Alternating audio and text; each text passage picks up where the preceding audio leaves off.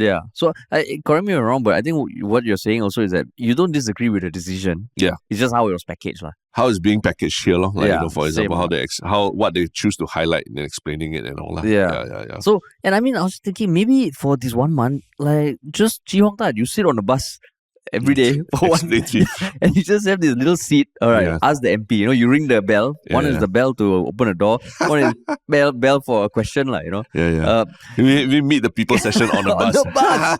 Oh, how badass will that be, man? What's up, everybody? Welcome to another episode of Yala, your thrice weekly podcast where we talk about the hottest news with a touch of what, Terrence? Good old humor. Good old humor, man. Yeah. So today is the 12th day of the... No, you forgot. It's the 5th day of the second week of the first month of the 24th year. 25th, right? 25th year. 25th year of the third millennium. Yes.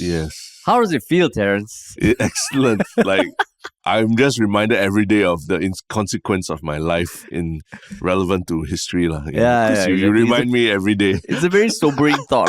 It's a very sobering thought. It is a very sobering thought. Yeah, that's half a minute of my life I'll never get back. Just thinking through that. But don't you enjoy those sort of videos where it's like, how big is the universe?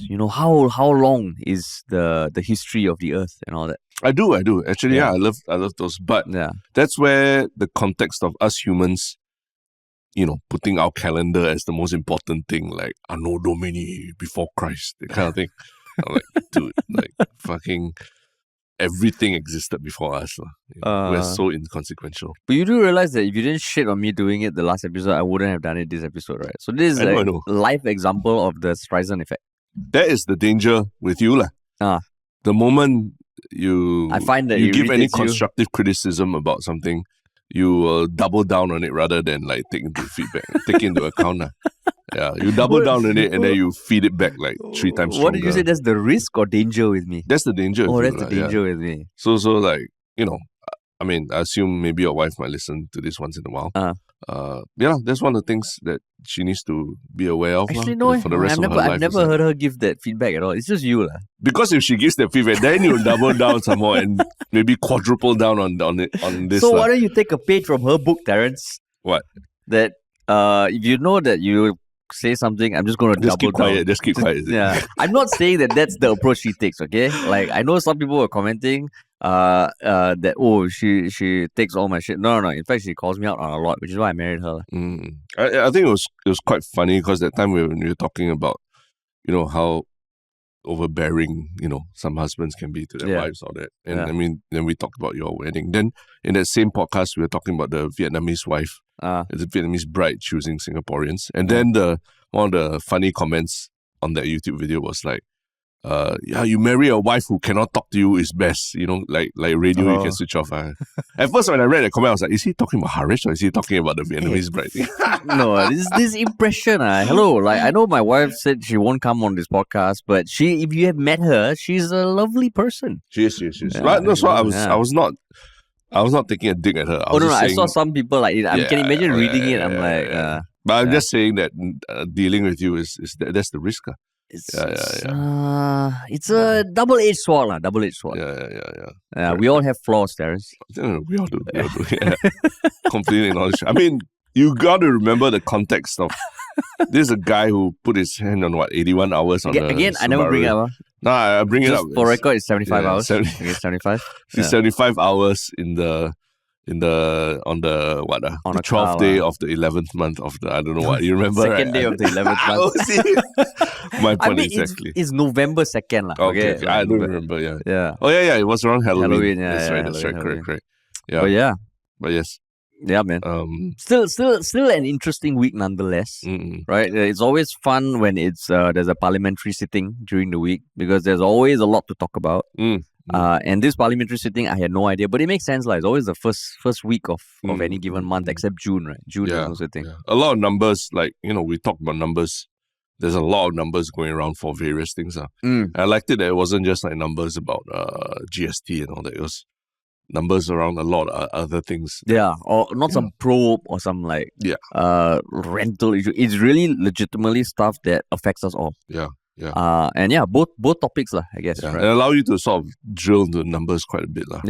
Correct. That's the beauty of parliamentary sittings. Sometimes these details that you would never get otherwise, right, come out during parliamentary sittings as well. Yeah, exactly. I'm sure we'll head back at some point again, right? Yeah. For parliamentary sitting. Well, when do you think you'll hit back? Like, what will make you very excited to hit back?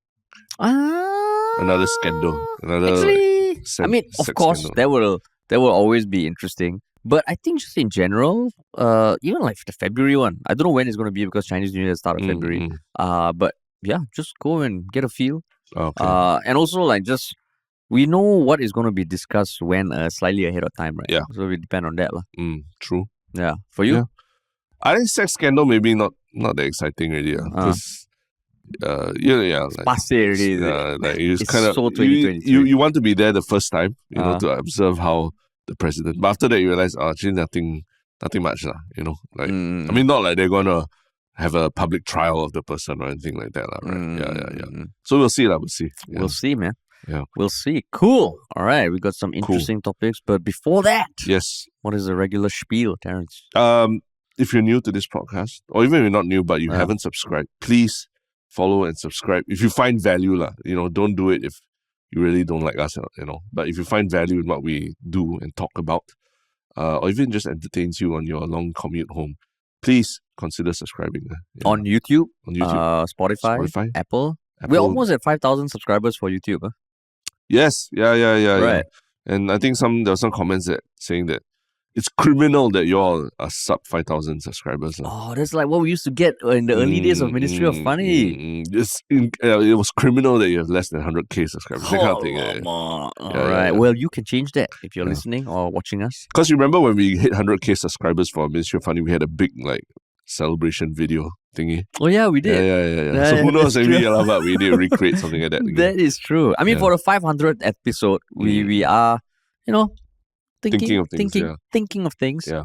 But yeah, in the meantime, some but oh yes, correct. The second half. If you want to work with us in any way, be it as an individual, an intern, an employee, a brand, just reach out to us at contact@ministryoffunny.com. We will always respond, even if it comes. It takes a bit of a while, but just hit us up. Yeah. Sweet. Okay. Now on to the first topic. Yeah. Bunch of numbers, definitely. Hot topic, right? Yeah. So basically, the headline essentially is everywhere is that WP's Jamus Lim proposes that scam victims should bear no more than $500 or $1,000 in losses. $100 or $500 losses if they are subject to a scam. Yeah. So that's the headlines everywhere. And I mean, before we dig down into this, I mean, historically, we also spoke about the scam thing with about the framework, right, that MAS put up. I believe it was episode 457. Yeah, it was just last year, October or something, right? No, 457. Okay. 452. 452. Yes. 452. 27th October, yeah. And that was with regards to the regulatory framework that the MAS put out last year. And I think we both came away with saying, okay, this is a step in the right direction. Right? But now Jamus is saying that's not enough, man. Yeah. That's not enough. The populist strikes again. Yeah, fucking populist. Yeah, populist. And I mean, you see that phrase uttered over and over again. Yeah. But I mean, what was your initial thought when you saw this headline? My initial thought was $100 to $500 seems like very very small amount. Yeah. Because some of these scam amounts, I mean the tens of thousands, not $100,000 kind of thing. So $100 to $500 seems like a really small amount to that. Basically saying that your maximum burden as a scam victim would be $500, right? Yeah.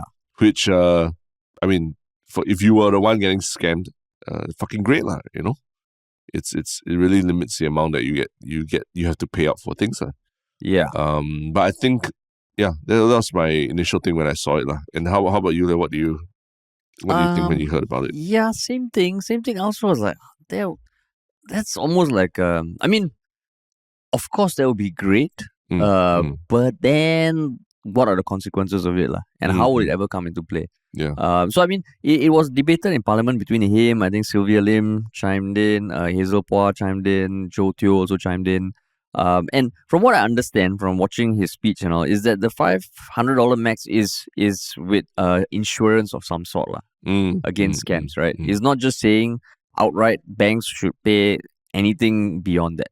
One of the things he was suggesting is that, I mean, okay, at the crux of it, what he was saying is that the framework, even though it's a framework, it is not the most equal when it comes to the consumer and the bank when you think about their own influence and access to resources. Because he said it's a 50-50 split, yes, but it should be commensurate with like what they can do about it to a certain extent.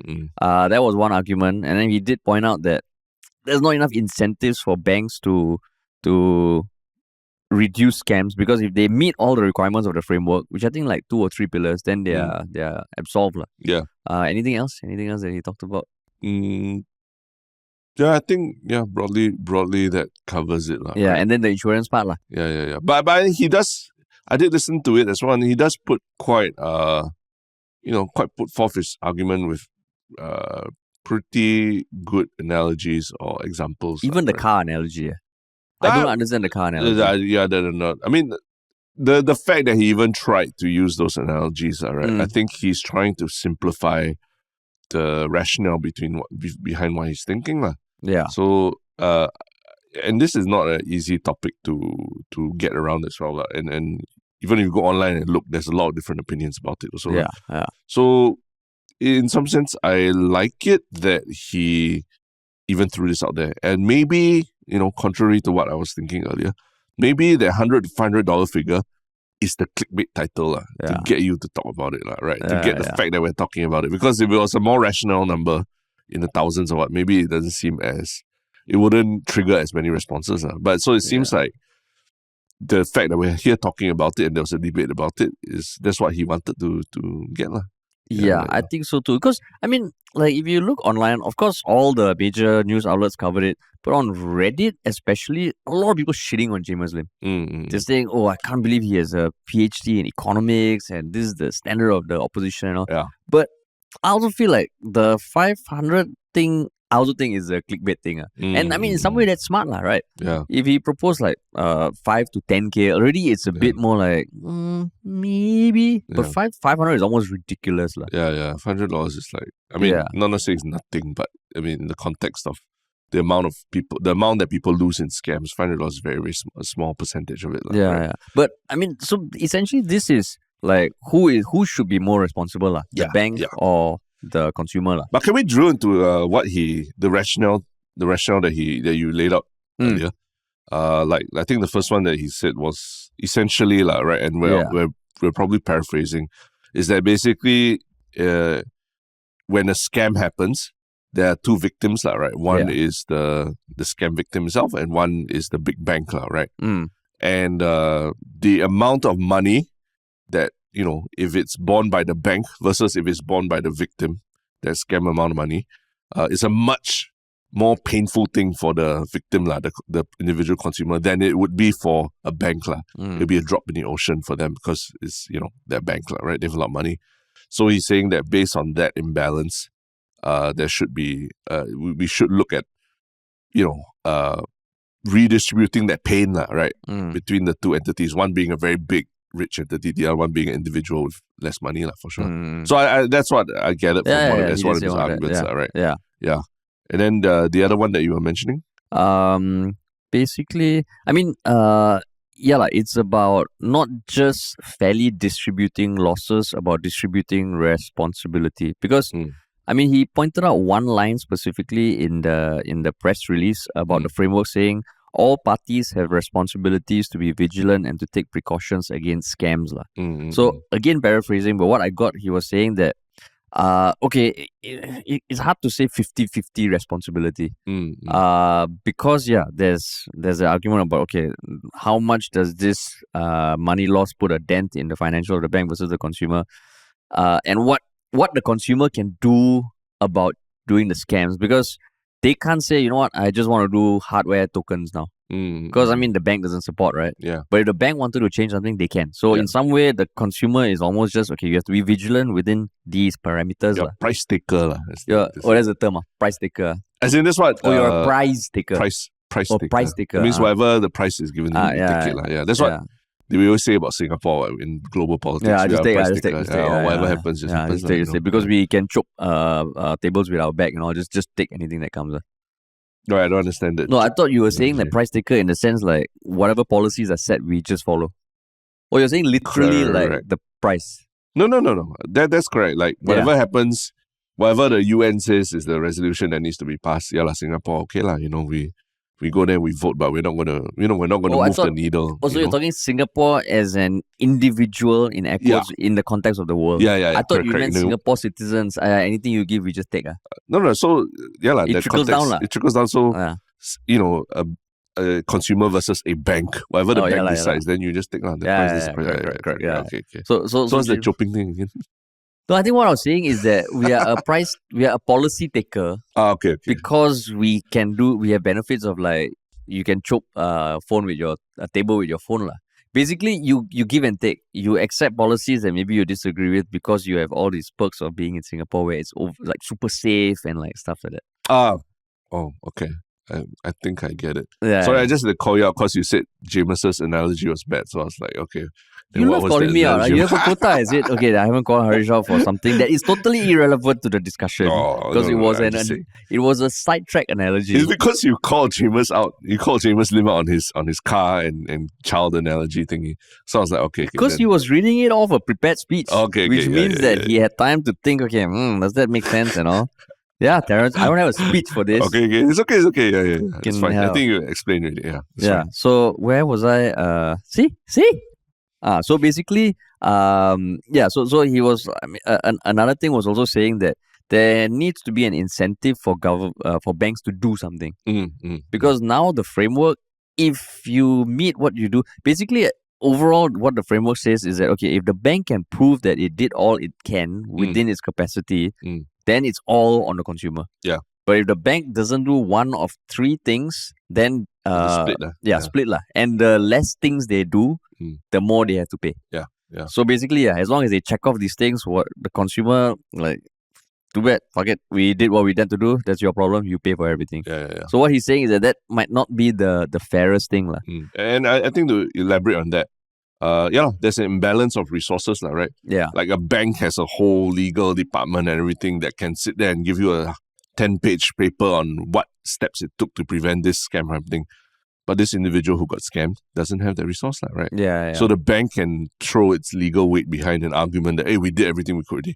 But the individual doesn't. So it's a bit of imbalance. And we come from the personal experience of being trapped in a sort of a legal, not say legal, right? But a legal tussle kind of like with a much bigger corporation where basically, they just, hide behind the legal department saying, oh, we can't do anything. And then you as an individual, when you get screwed over, you're like, oh, what do I do?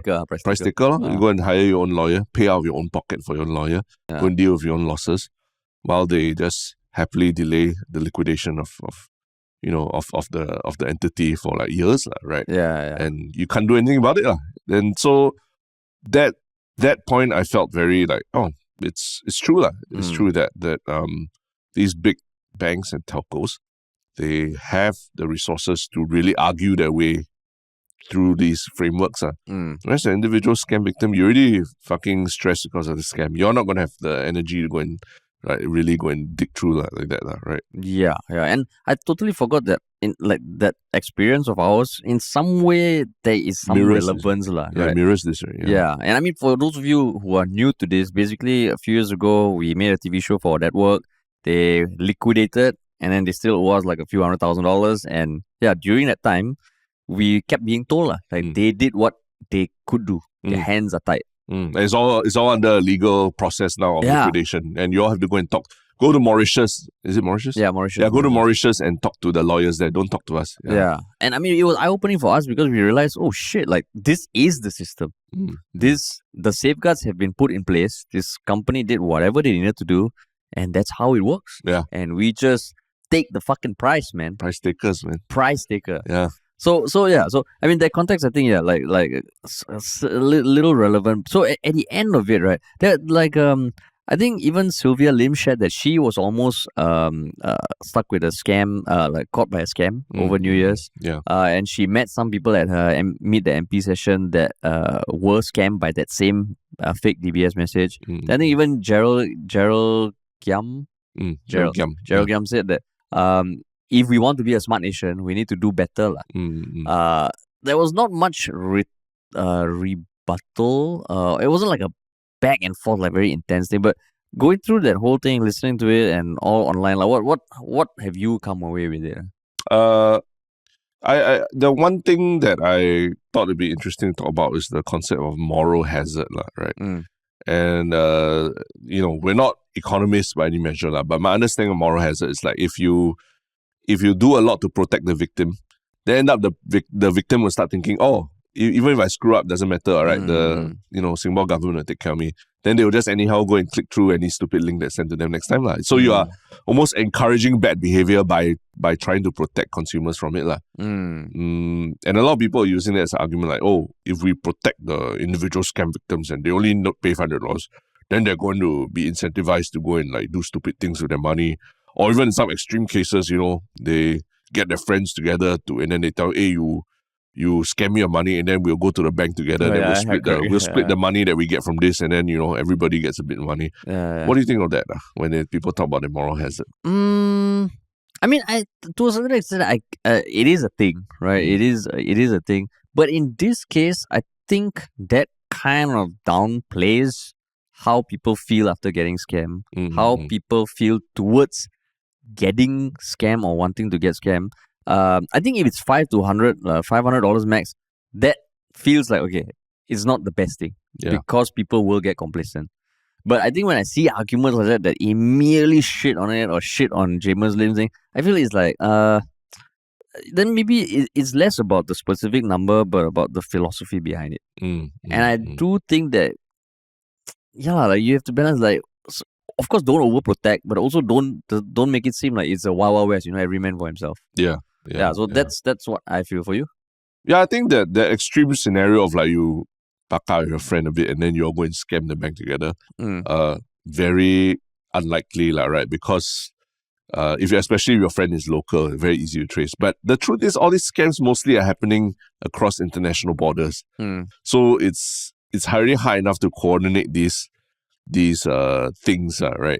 With especially if you're talking about international scammers and all. So I actually think that one is a bit of a red herring, right? To pretend that this scenario where this person comes up with a scheme to try and scam a local bank by getting his local friend to scam him, I think that's a bit of extreme, right? And it's much easier to trace if someone tries to do nonsense like that, right? Especially if they're both local. So I think that one, I feel, takes that argument a bit too far. But the moral hazard aspect of things, like what you say, I think people don't take into account that what a balls dropping experience it is when you see money being wiped away from your account, right? And it's I think nobody wants to experience it at all. But the truth is, you and I, we have literally met and talked to people who are smart, professionals working in the tech industry and things like that, who have been scammed. Who have been scammed by the simplest of schemes, using social media, posing as someone else and messaging you and asking you to go and buy some gift card, right? You see, they've been scammed. And we're talking about not tens of dollars or hundreds, it's thousands of dollars. They scam thousands of dollars just off these simple things. And these are really smart, degree holders and high positions in tech companies and things like that. So to just blanket make it sound like it's that we're incentivizing these so-called stupid people to do more stupid things. I think it's just too easily labeling it as like only stupid people fall for these things. Yeah. And I mean, then on like a less extreme thing, I see some people saying, okay, there's some merit there, but if someone there's a different types of the scams. One is, I think, just like they hack and they steal your money. One is like you do it based on some social nudges from them or something like saying, okay, you key in your account, you do this, you install this app. Yeah. So I think in those sort of instances, based on the current framework, the bank won't pay that much, if anything at all. Because it is all the user doing, right? So some people are saying you can't guard against people's stupidity. And I mean, it builds on what you said, like I think nobody thinks they can be stupid. Nobody wants to think they can be stupid, but we're all fucking stupid at times, right? And I think because like this whole scam thing, one fact, right, that I also found out thanks to Hazel Pua is that for a study done last year, basically it was done by it was revealed at the Global Anti-Scam Summit in Lisbon. The country that has the highest amount of money lost per victim, right, is Singapore. Is 4,000 US per victim. Yeah, number 4,000 US. 4,000 US per victim. So that's the amount of scam per victim. I don't think it's the total gross scam transaction amount for any country. But you see that stat, you're like, oh shit, Singapore. And then we are like aging. Every country is like aging, but we are aging.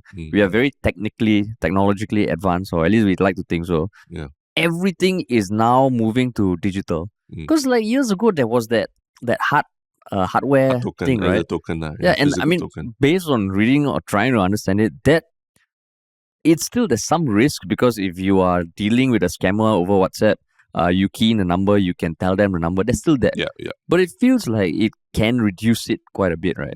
But banks took it away because cost measures, right? Yeah. So even that one, I don't know whether it's firmly confirmed that it was because of cost. But I also did see some people on Reddit anecdotally saying they work in the banking industry, and cost factor. I can honestly imagine it being a cost thing, because as a bank, you have millions of customers, right? Yeah. These kind of things, they need maintenance, they need this. If you can shave a line item off, why not? Because there's a lot of things I read people are saying is that if you adopt Jamus's, MP Jamus Lim, let me be a bit more formal. Honorable member. Honorable populist Jamus Lim, yeah. You adopt his thing, there'll be a lot of added costs. And it's like back in BMT, like one person fuck up whole platoon, knock it down, right? The added costs will be distributed to everyone in society, then everyone will have to pay more for banking services, right? And so they say, why should I be paying for someone else's stupidity, right? And that's not what I want. That is very socialist idea and all. But what like when you hear the argument, right? Because I think you also saw it a lot online. Yeah, that's right. What do you think of that? I mean, in some way, don't we already do that to a certain extent for a bunch of things? I don't know what, but I mean, I know one example. What's an example? Airline safety. In recent days, the Alaskan Airlines, a whole blew out on a whole door or a whole window blew out on a Boeing plane, right? And then all Boeing planes now, all that particular model of Boeing plane 737 Maxes, I believe, have been grounded, right? And a lot of investigation into airline safety, and Boeing has come forward and said an apology, all that, right? So yeah, I mean, if you are going to be flying a plane, if I told you that, ensuring the safety of this plane and everything is going to cost extra, then you all have to pay a little bit more to ensure that we check all the planes and the bolts are tightened down, because that's literally something that they've discovered, that some of the bolts are not tightened down properly, right? It costs a bit more for everybody to have to tighten the bolts. Maybe you shouldn't do it, We should just take the risk that that window might blow off the plane, But the one who is the person who's stupid? He's not another passenger. Yeah, correct. But I'm just saying that the cost is a shared cost. Yeah, there's an added cost of ensuring the safety of everyone. But in that instance, you would not accept. I think most people would just accept, okay, it costs a little bit more. Even if it costs a bit more, we have to do it, right? And we have to do it, and we have to ensure that the institutions institute these safety guidelines, right? To make sure nothing like that ever happens, especially even if it's 1 in 1,000 or something like that. There's way too many already, right? So in some sense, I saw that as like, if we look at your banking services as in the context of life and death kind of thing, right? And money for a lot of people can be life or death kind of thing.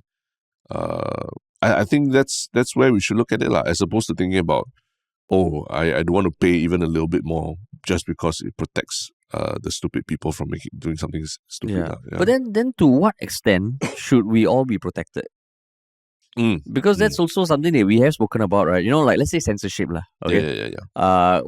There's that whole notion of like, free speech, you know. Even though I don't believe in complete free speech, I also feel sometimes, you want to fucking censor this movie with homosexual tendencies because you think it's going to spread. People can think for themselves, right? People can think for themselves. And that's something that I think generally people say, hey, don't baby us so much. But then when it comes to scam, them must baby us. So that's where I feel like, okay, there has to be a limit. What if it is really on the onus of the customer and it's the consumer? It's like, okay, this is a risk. If you're crossing the road, you have to look left, look right. So now with banking, you just have to do the equivalent of looking left, looking right. Correct. But then that's where, even if you look left, look right, you could still get run over by an errant driver, right? And then that's where the process of like CCTVs, of traffic lights, of getting an investigator to see what happened, right, matters, right? So that's what is happening. In some sense, that's what's happening here, right? Jamus Lim is saying that whatever it is, if a pedestrian gets run over by a car, and even if it's like slightly the pedestrian's fault and all that, we should also understand that the pedestrian has to deal with much worse injuries than the driver of the car going forward, right? So the onus, we should actually, in fact, and that's what it is for driving, right? Like, as the driver, because of the danger that you pose to a pedestrian, or at least like the effect that your car, when you run over a pedestrian, like the effects are imbalanced, right? It's much worse for the pedestrian than for the car driver. The car driver gets punished, very much so, right? Yeah. We can argue about the level of punishment, but as your onus as the drivers, your eyes have to be on the road at all times, right? Yeah. Pedestrian also has to, and there might be some liability, but because of the imbalance in the effects on the person, and also there's still incumbent on the driver to watch the road more carefully. Yeah. And I mean, I'm also trying to think, okay, like, is this really populist? You know, like, you want to be consistent, like you say, okay, don't baby us when it comes to like media and stuff, but then this one also, maybe it's better we all maybe not man up, just like get more informed. But then even this year, right, like certain interesting things so basically last November, OCBC launched a money lock that restricts digital access to locked funds. Yeah. So at first I was thinking, hey, isn't this like a fixed deposit thing or something? But from what I understand, it's something that you can do it in your existing accounts and you can do it on the spot. And to unlock it, you have to go to a branch or something like that. And I think in a written reply, Lawrence Wong said, replied to the Parliament that there were 38,000 bank accounts that activated this feature for OCBC, and $3.2 billion worth of savings were kind of locked. So then I'm like, hey, shit. Okay. Then a few months ago also, there was the announcement that telcos will now offer call blocking from international numbers. So when I look at this, I'm like, then I kind of think like, okay, if we really leave it for every consumer for himself, right, then the banks and the telcos are really, there's no pressure to do something. Yeah, there's. Yeah, so when you see things like this, these are quantifiable stuff. I know last time we were shitting on OCBC, is it?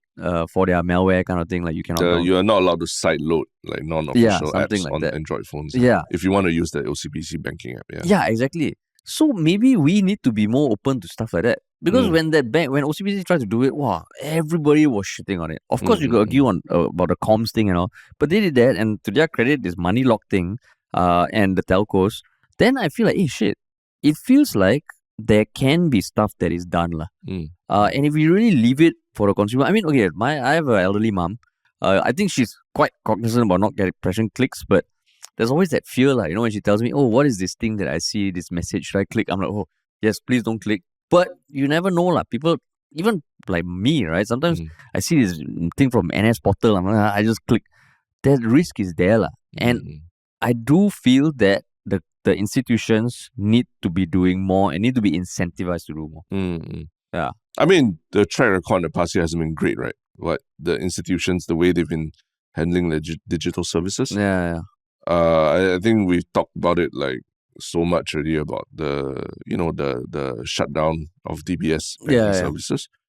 It's very clear to me that it's not robust enough to handle certain things like that, and the consequences can be quite catastrophic for people. Being stuck in a car park for the whole afternoon until they can't move their car out because they can't top up their cash card, things like that, right? Yeah.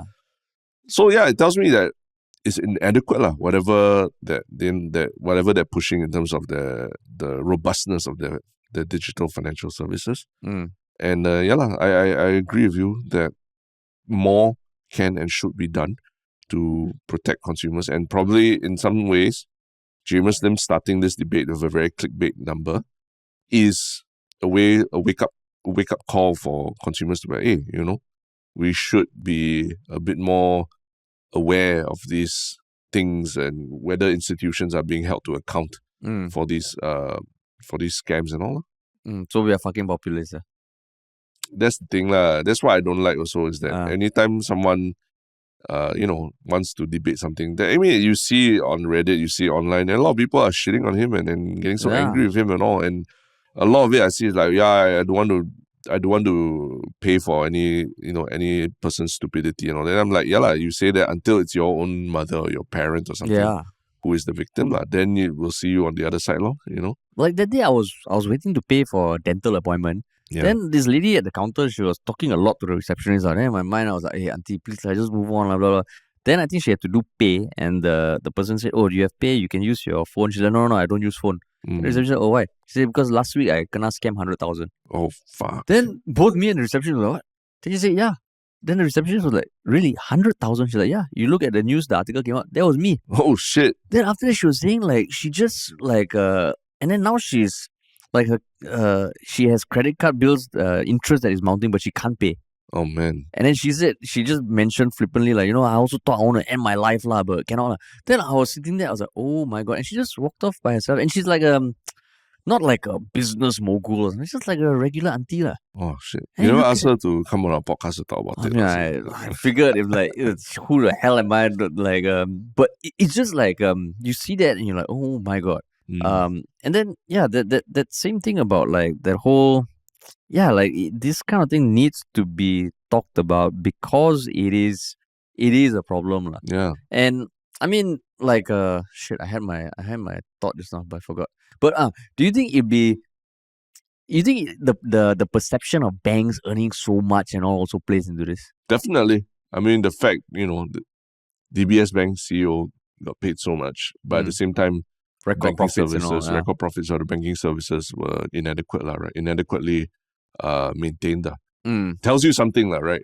What is the priority within the bank, or like what's the incentives, right, for them to care about their common customers and all that. Oh, I remember my thought. Because like my first interaction with fraud was back when I was working at in aviation, right, for the airline. When I was overseeing like the e-commerce and all, part of it was the fraud detection. There was a specific provider that provide like FDS, fraud detection services. Yep. And it's basically at the checkout. And I do recall, and not to any fault of the company or any of the companies, there are certain things that as long as we implement, right, okay, we are covered. I see. Did we really go out of our way to minimize fraud to like as close to zero as possible? No. It was a given estimate. Every month there'll be this amount of cases of fraud, and we just have to accept it. Yeah. But by doing this, we do what the industry requires, and we meet the limit. Yeah. So when you look at this framework and you think about like what Jamus Lim was saying, that's to a certain extent that is true. I would assume that in banks is also. I mean, banks have to deal with regulations, shit ton of regulations. If they really want to philosophically do all they can to like exceed every regulation, it's not possible. Right, so then they will just do what is required. The government say we solve it, and that is not good lah. Yeah, and the fraudsters are also getting more sophisticated lah, right? With their tools and everything. Did we talk about last time like Singapore is like a badge of honor for the scammers, maybe, or maybe it's like the it girl lah, the most digitally connected society, like you said, aging population who's not super digitally literate yet lah, right? And a high trust in institutions, maybe over too much, and makes it an easy target. Yeah. And I mean, you can imagine why there'll be a lot of pushback. First of all, banks increase costs. Then I was thinking like I remember last time the hardware device was a fucking pain in the ass. It was, right? Yeah, it was. And then now I just bought something on Amazon that day. I didn't even need to get an SMS with the number. Yeah. I just click checkout and they're like, thank you for your purchase. I'm like, how did that happen? Are you sure you didn't get scammed already? I mean, I got the thing in the mail. Oh, okay. Get it. But in my mind, I'm like, oh shit. So for the consumer also, I think now we're all spoiled. You know, like if we were to go back to having a hardware thing, I'm sure even I'll be like, oh shit, really? But maybe we need to be okay with just things not being as smooth. Yeah. I remember those days of carrying a whole keychain of different tokens. Right? For then the battery die, you're like, shit. You gotta call them and get a new one and all. Yeah, but in some way, I don't know. Now everything is about one-click checkout. Make it as seamless as possible. I just feel like, oh shit. And for e-commerce companies, that's what they want, right? Yeah. Reduce friction between you and your money leaving your wallet. Conversion rate go up. Yeah, it's just, oh my god. But I mean, some people did say that it's just a reality we have to get adjusted to, because that's how business is operated in China. For example, everything is online. Yeah. Everything's digital. You pay through WeChat and everything also.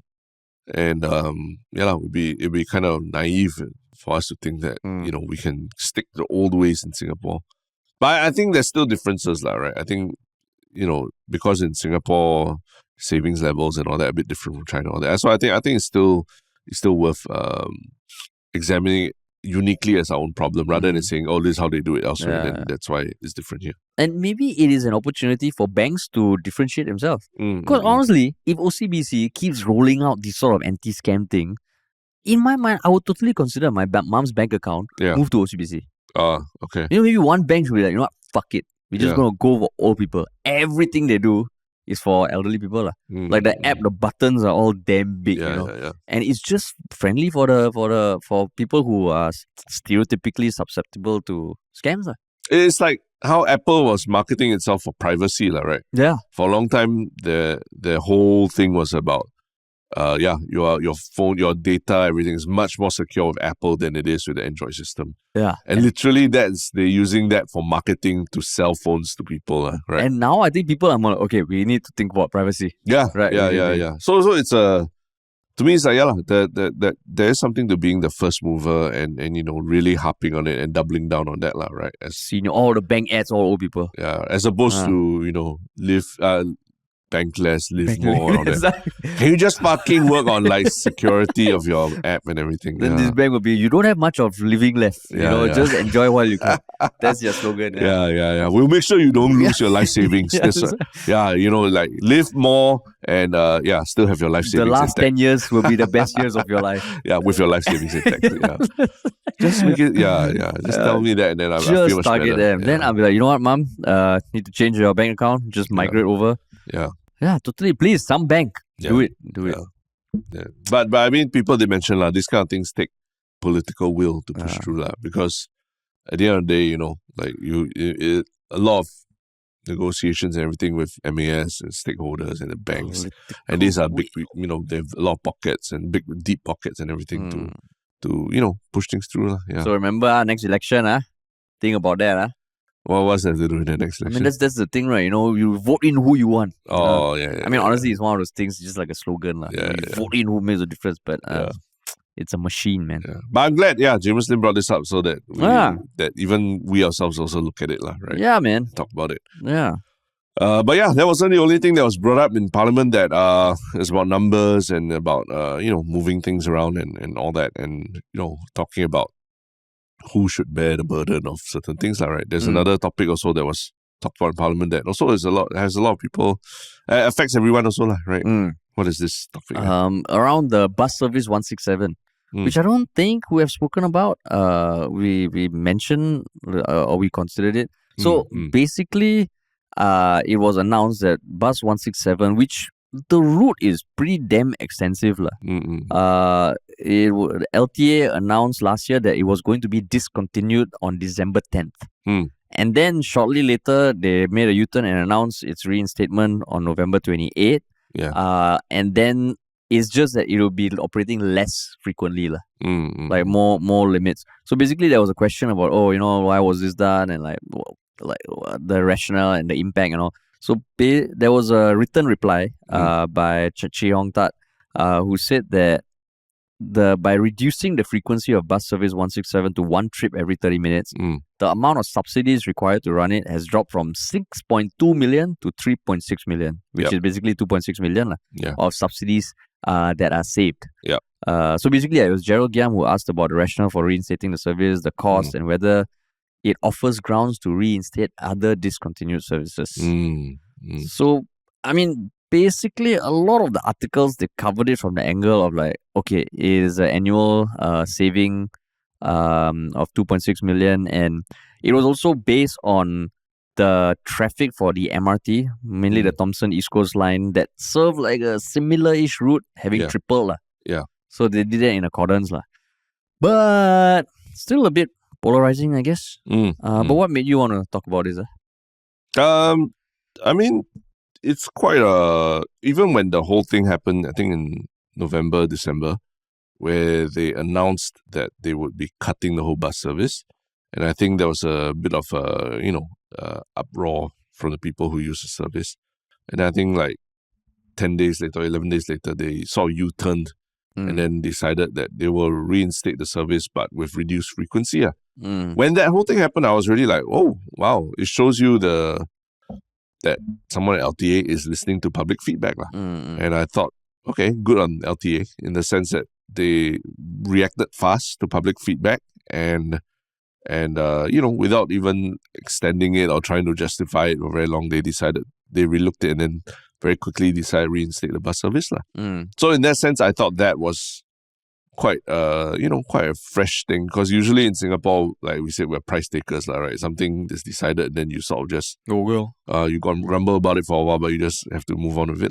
But this one, it seems like they took their feedback and then they came up with some kind of compromise in the middle. They don't bring it back in the same way it was, but reduce frequency, and it was a good thing. So I think that's why when I read about this being discussed in Parliament and them putting an actual figure to how much money they actually the less subsidies they have to dole out because of reducing the frequency, I thought it was interesting. What about you? Like, why was this interesting for you? I mean, just in terms of like the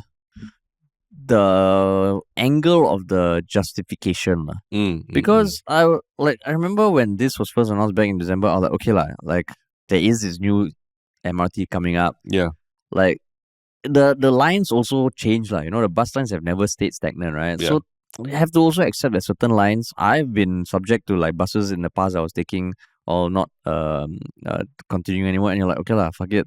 But provided there's an alternative, I don't use this bus, but I'm not so sure about the alternative. But I just found it weird. The angle was like very cost 2.6 million in subsidies, and then I was also confused about what the hell are these subsidies. And before this podcast, you were kind of explaining what you gathered, which is what and this one is completely your own research, my own understanding of it. I'm not an expert. I think there's a lot of people who probably can explain it better, but my layperson understanding of it from reading as much as I can through people's other people's explanations of it is that when you tap in and out of a bus, you are essentially paying LTA for that bus fare, say $1.50. But to operate the bus route, LTA gets contracts with these bus operators, right, and pays these bus operators a certain price, a certain amount to maintain that bus route. So LTA collects the money on the bus fare, but it has to pay the operator the bus route. So if your fare at $1.50 does not cover the actual cost of running the bus route, which say is like $2, so LTA subsidizes that 50-cent shortfall every year, right, of running the bus route. So that's what they mean when they say that reducing the frequency of this bus route saves 2.6 million subsidies. I think that's what it means in the sense that it costs less to operate the bus route now, right, because it's less frequency. So with they have to pay less subsidies for it, right? So that's what I gather from the whole process of saving subsidies for LTA right, when they reduce the bus route. Yeah. Yeah. And I mean, so I mean, okay, that makes sense. Ultimately, it still sounds like, okay, it's a subsidy for the common consumer, right? For the right for that, right? So then I was thinking, okay, like the focus on money, it's because of the question that was asked by Gerald Giam, which is the rationale for reinstating its expected costs and whether it offers grounds to reinstate other discontinued services. So the more I read it, the more I'm like, okay, I can sort of understand.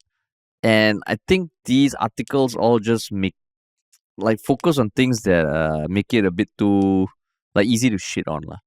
But for you, the more you read it, I think there was some criticism of this justification using cost, right? In the sense that even if they save this 2.6 million in subsidies because of reducing the frequency of the bus, it means there'll be more people taking the MRT, and the MRT rides are also subsidized. So the more people taking MRT, then that subsidy the amount of money that you save from reducing the frequency of the bus goes towards subsidizing those people taking MRT. So, and we don't know how much that subsidy we don't know how much it is. Yeah, until maybe when there's more data and everything. So it's kind of people are saying that it's this justification is so not say useless, but soulless. It's just a figure that doesn't really mean anything or tell us anything about how much you save versus the people riding the MRT instead and all that, right? Because at the end of the day, you cut the subsidy here, it goes elsewhere, It has to go elsewhere to subsidize something else. More, maintaining MRT more because there are more people riding it and things like that, right? That is true. So that's what people are saying, criticizing this justification that when you just look at it at with dollars and cents, it's almost like this gives a very incomplete picture of the real benefit or non-benefit to consumers. Whereas I think just trying to think of it more as are people ready for this change? Because when you change a whole bus route, I think one of the reasons a lot of the people are petitioning for this bus route to come back are saying that there are a lot of seniors who use this bus route to go to their medical appointments, for example, because I think it goes from Sembawang all the way to CBD area and all. Yeah. So to get them to switch to just using MRT is not as simple, right? Because mobility issues, because maybe some of them just don't know the route as well and they take a bit longer and they might get lost and things like that, right?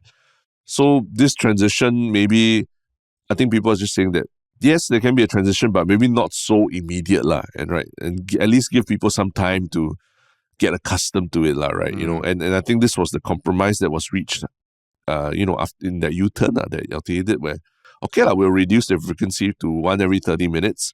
So you go and judge for yourself if it's still worth waiting that 30 minutes, waiting extra 10 minutes for your bus, or even just trying out the MRT or what, right? So that's what I think it would have been better to help frame this discussion also, right? Like the reasons why they did the U-turn and did this, rather than just talking about dollars and cents, right? Yeah, because I'm looking at the actual reply. Basically, Gerald Giam went, and this is on the MTA MOT website. So then the reply by Cheong Tat is the point 1, optimize land bus resources. Then point 2 talked about the nature of the route and the shortening and how it realizing that it affects, they made it reduce frequency. The third and fourth paragraph is immediately, as a package, these changes have achieved a total annual cost saving of 5.1 million. This amount is reallocated to support new bus routes and feeder services for commuters from new housing estates in different parts of Singapore. The annual subsidy required to operate the service was 6.2 million. By reducing it goes, and this is highlighted on the website. Okay. So then I totally agree with you in the sense that it feels like, okay, so I think now, basically, a lot of Singaporeans, or at least I feel, and I assume other people feel, there's almost this very transactional nature of these policies or decisions that are made. Let's assign a dollar value or a percentage and use that to justify. And if we put it out there, people will understand. But I think in this case, someone who reads it, if take the bus, because there are certain buses now that I take that I love. Yeah. If you discontinue and all you tell me is okay, it reduces subsidies for you for 2.6 million. I'm I don't, how does it affect me, Yeah. Yeah. But if you tell me and if you focus that, okay, these new routes, these plans, this, then I'll be like, okay, I can sort of see our roads. If we want our roads to evolve, if we want our thoughts towards transport to evolve, then things have to evolve. Yeah. I think one thing I have to really point out is that even as we discuss this, right, we're only scratching the surface of this. There are people who go into much greater detail, breaking down all these things. And I'm sure there are, within LTA and whatever, there are people who really do really this complicated cost-benefit analysis, right? Yeah. Of the ridership and then, how much it costs for each of them versus the MRT ridership, blah, blah. And it's damn complicated, this stuff. Right. And it's probably only these people who really have all the data and are experts in all these kind of analyses that can do it properly and really understand this cost-benefit analysis. But that's why I say that as a politician, the job is to, take all that data and all that research and convert it into something that people understand. And it boils down to like what you're saying, very, very, how does it affect me kind of thinking. And a lot of people are like, I mean, if I pay the taxes and everything, and MOT's job is to, subsidize all these rights for me as well. So why should it affect me, about how you allocate things? If you and I have a justification to get angry, because I still pay the same taxes, right? But now you're allocating it to someone else or somewhere else. But that doesn't seem fair. Yeah. But then maybe people just need to accept. It's not all about them, Terrence. Price taker. Price taker. Yeah. No, but I mean, that's why I said I was quite pleasantly surprised that it seemed like they heard the feedback very quickly and U-turned very quickly on that. Yeah. And it's the same thing with when we talk about banking services or that, cutting a lot of the physical banking services or reducing the number of ATMs and all that so quickly was really something quite jarring, I think, for a lot of people. And there needs to be a bit more thought into, how to gracefully transition people, or weaning them off certain services and all that, right? Yeah. Rather than, okay, cost-benefit analysis is this doesn't work anymore. Let's just cut it, Yeah. So, correct me if I'm wrong, but I think what you're saying also is that you don't disagree with the decision. Yeah. It's just how it was packaged. How it's being packaged here, for example, same, what they choose to highlight in explaining it and all that. Yeah. So, and I mean, I was thinking maybe for this 1 month, just Shiok, you sit on the bus every day for 1 day, and you just have this little seat. All right, ask the MP. You ring the bell. One is the bell to open the door. One is bell for a question, we meet the people session on the bus. On the bus. Oh, how badass will that be, man? Yeah, it will. Meet the people. But I think I can imagine if you're working in the civil service listening to this, you're like, these two idiots don't know how difficult it is. Totally understand that if you want to slow down the rollout of cost-cutting measures and all, it then it becomes like, okay, is it worth? Let's just do it. Let's just move on. So many things to care. But I think at this point, like what you said, as a politician, you also need to communicate the changes in a way that almost helps you in the long run. Yeah. Right. Yeah. Now it feels like, okay, everything is a cost, everything is a line item, and not disagreeing with his decision, but it just feels like, it felt weird. Like this release, they highlight those two things specifically. Yeah. On the website, on the MOT website. Yeah, doesn't like what you said, doesn't the man on the street reading it wouldn't understand how it benefits them. Oh, you reduce subsidy here, but what does that mean? You know what? The thing that I see, which I totally don't blame also, 2.6 million, that's like 2 ministers' pay. Yeah. Or how many mayors does it take to save 2.6 million? That's why. And the moment it goes down to that, you're like, hey, shit, people are no longer looking at the facts really. And that's the thing. It's sentiment. Yeah, you use numbers to justify everything. Then people, let me use numbers to talk about it. So it's like, you're shooting yourself in the foot, man. Yeah. Even though, they actually did something that I thought was it makes sense. Things are evolving. And I think 6 new train stations on the TL are going to be opening in Q1 or something. Yeah. It's. I mean, you look at the line now, you're like, oh shit, it's the real spider web, Correct. So it's about the optics, man. The optics. But speaking of optics, so what is your one Shiok comment? Why don't you go first? I think you will. Okay, no. You I feel you would have something to what's your favorite comment? No, I mean just like I said, now I'm a bit more, active in comments, at least when our videos or podcast first come out. So I think on the latest episode 478 on YouTube. There's a lot of interesting comments, right, about what we talk about ministerial salaries, right, and asking people. I think the big discussion was asking, did anyone think that the ministerial salaries might trend downwards because of when you see this article, and actually there are a couple of people who actually come forward and say they also felt like Harish like that, like where maybe it could possibly go down, right? But yeah, so I mean, just to highlight a couple of the comments, right? Like where I think Edward X80 said, when I first read the news, agree with Terence, no thought of salary cut at all. Only way is up. If it goes down, Singapore has reached enlightenment. So he adds that Harish should be our minister. You're way advanced in your thinking and ideals. Lead us forward, man. Then my reply was like, but Harish is just a populist. Fucking See, like in the last podcast, Terence said he'll reply. He has been replying like a badass. Then he just takes stabs at me. I mean, there was another comment also on YouTube. H is more of an idealist / marketeer, but T is more down to earth.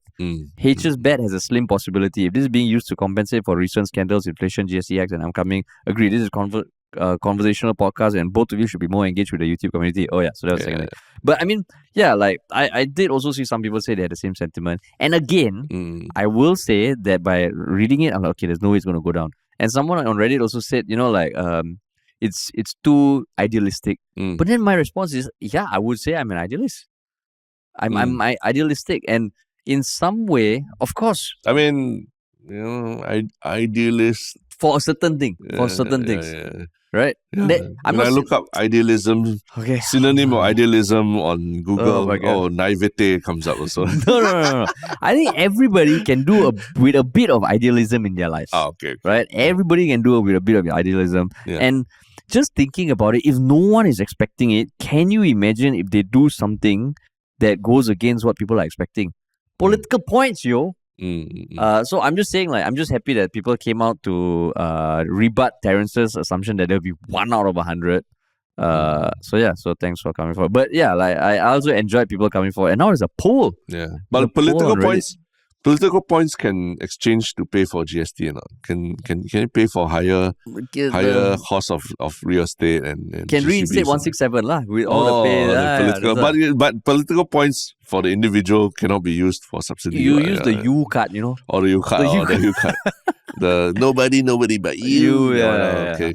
But I mean, it's just something that I was like, okay, it's not full. That's the point of the Yalabat, man. Political points, my goodness. Wow. Hey, don't give me this, okay? Like now you look at the world, when shit happens, you never know where things come from, right? I'm just saying, again, it was a fleeting thought, but it was a thought nonetheless. But good to see that there are people who are also so idealistic about it, and it means not all hope is lost. We need some idealism in life, man. So I mean, now that there's a poll. I mean, my one show comment was the one that I mentioned. It was a previous something similar also, but that one where they say I'm a marketeer and you're more down to earth. And then now there's a poll on Reddit. Do you think there's any chance the minister's salary will go down? Yeah. Please go and vote on it. Yeah. I mean, they also put, do you agree, Harish, that we can give them the benefit or a doubt that there's a possibility they might? That's a bit of a brushstroke, okay? I didn't give them the benefit or a doubt. Okay, just go vote. Yeah. Just go vote. Okay. And then the one Shiok thing. Yeah. You want to go first? Yeah, sure. I recently came across this website called neal.fun. So NEAL.fun, and it's run by this guy called Neil Agarwal. And basically you click on it, it's a bunch of fun little I want to say games, but interactions. Just now I mentioned that thing, how big is the universe really? How deep is the ocean? Yeah. And so he makes stuff like that.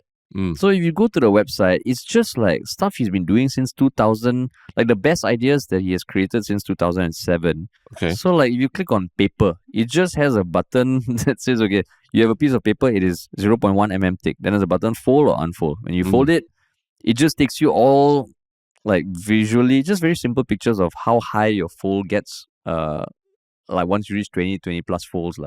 So his whole website is these little things. And when I read up about him, right, I love his thought process. He's like a 25-year-old coder in the US. Okay. And he was saying that when he was growing up, he was at the tail end of the internet the internet where there was no social media. And every website looked so different from each other. And the internet was really a blank canvas where people created shit. Yeah. Now with social media, any expression you do online is still within these parameters. So he does this as a way of like just preserving what he loved about the internet. And now I think he's doing this full time because he does stuff like the password game. I think got like 10 million hits within the first month. And I just love what he does. It's all very simple things. And there's an article that I will link to that talks about why he does this. He said he just wants to preserve the belief that, the internet is a blank canvas and anyone can be like an artist on it in their own way. They don't have to. There's something very magical about not just doing stuff on Facebook or YouTube and all that. You just treat the internet, blank canvas, build your own little space online. So this Fun. Fun. F-U-N. I see. Okay. Yeah, he's awesome. But that means is he on like social media also? He's on Twitter. On Twitter, okay. Yeah, so he posts little gifs of what he does. Then he has a newsletter. He has Buy Me a Coffee. He worked with MSCHF for a while. That company in the US that we have spoken about, that they do like pranks as a business. Okay. And then he decided to do his own thing. Interesting. Yeah, it's a fucking cool website, man. Yeah, it really reminds me of those kind of flash animation days, right? Yeah, those so days. I think recently he's doing like the history of the internet or something. So another thing, Wonders of Street View. You click and it just goes through screenshots from Google Maps that capture weird moments. Yeah. Like a bunch of elephants taking shit under a tree. So it's fucking cool. I love it. Cool. But yeah, what about you, man? Just a trailer for a show. Adaptation of a show that came out recently, The Three Body Problem. The trailer is out on Netflix, and it's got 10 million views. Came out 2 days ago. It's a very famous novel by a Chinese sci-fi writer. I read the book, and now the Game of Thrones creators are adapting it as a Netflix Game series. of Thrones creators, executive producers. They are called the creators of the show. Yeah. They're not the writers of the book, but they created the show, right? Oh, yeah. And the trailer's out. It looks pretty interesting. Yeah. I think it'll be more entertaining than the book. It's a great story. I mean, I think the ideas in the book are pretty amazing. But I'll admit, I had a very rough time getting through reading the book itself, like as an experience of reading itself. But the ideas that came out of it were quite mind-blowing. So I'm excited for this because, I think if anybody can take really maybe dry, maybe not the most exciting material and make it something palatable for the screen, I think these guys are the Game of Thrones guys. 4 5 seasons. The moment goes 6 seasons. I think the moment there's no source material that is set in place, like how it was for Game of Thrones season 7 and 8, right? Yeah. Then it sort of goes off the rails already, right? That is true. That's true. Because then they go back to a lot of TV writer tropes and all that, that don't work the best for such an expensive story like Game of Thrones, where every loose end needs to be tied up somehow, right? Yeah. So I think The Three Body Problem, I wasn't that hot on the book, but I love the ideas inside of it. So I'm interested to see how this goes. I also saw the trailer. I was like, oh shit. Yeah. Why don't you read the book first? I want to try. The thing is coming out in March or something, right? The show? Yeah. Is it coming in March only? Like it feels like it'll be something to March 21st. Participate together. So you have to read the book before then. Yeah. Oh. I've only read the first one. I've heard the other books are so much better, but the first one took me a while to get through, I'll admit. Yeah. Cool, man. Yeah. Awesome. All the links in the show notes as always. Yeah. But yeah, that's it for today. Awesome.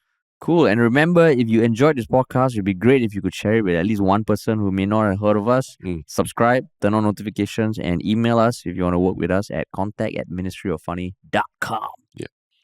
Sweet. Bye-bye.